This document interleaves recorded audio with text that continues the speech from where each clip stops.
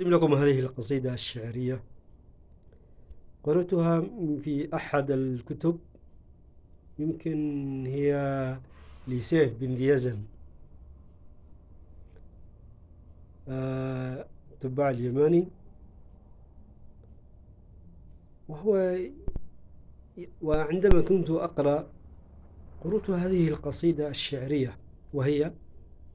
فوق الخد نقطة عنبر، من أسلبت عقلي وأفنت بصبري، وما هي إلا قد قلبه بذابل، وشقت فؤادي من لحيظ بأبتر، تبسم منها الفم فارتفعت لنا ستائرها الياقوت عن كنز جوهر،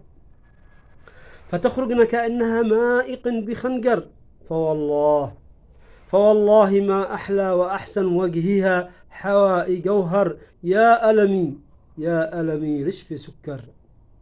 كان بخديها الحنان تزخرفت، وقد فرشت من أعضائها بعبقر، فوالله ما أحلى وأحسن وجهها حوائي جوهر، يا ألمي رشف سكر، ولو أنها تباع سويعات بوصلها لكنت لها بالمال والروح يشتر. والسلام عليكم.